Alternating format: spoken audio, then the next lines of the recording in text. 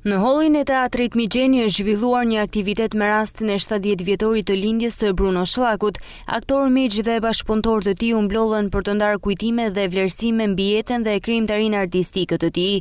Gjatë aktivitetit, aktorët dhe miqtë e tij folën për bashkëpunimet ndërvite, duke kujtuar profesionalizmin, përkushtimin dhe pasionin që aktori Bruno Shllaku sillte në çdo projekt artistik. Jeta artistike e Brunos fillon shumë herët. Fillon qysh në moshën 10 vjeçare, kur ai ishte në Elbasan dhe merr pjesë në dramën Trumbeteria.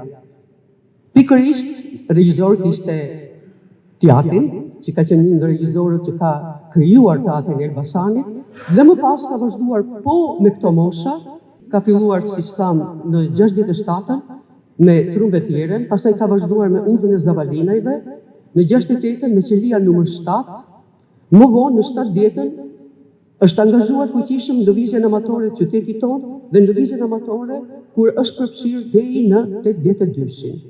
Numëron në vjetra çmime festivalet kombëtare, më parë si aktor i festivalit të teatrit të dramës dhe më pas si aktor në festivalet e estradave amatore. Skenës së këtij teatri i dha një frymëmarrje të re përmes talentit të spikator dhe të realizimit të shumë figurave, si të Çështja Blertës, Generali Ushtrisë vdekur, Hetimi, Gjaku i Arbrit. Por kam pas fatin që i kreti ri të jem në procesin e provave dhe pas kujtave isha në të kohë ku Gjaku i Arbrit është një nga ato shfaqjet të cila është dhënë rreth 200 herë dhe kjo shfaqje ka shëtit në gjithë Shqipërinë. Ishte viti 1975-76.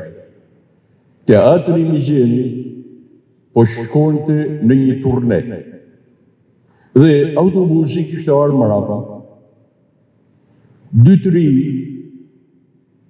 hypin në autobus dhe shkojnë në vendin e tyre. Do me thonë, shkojnë në fund të autobusit.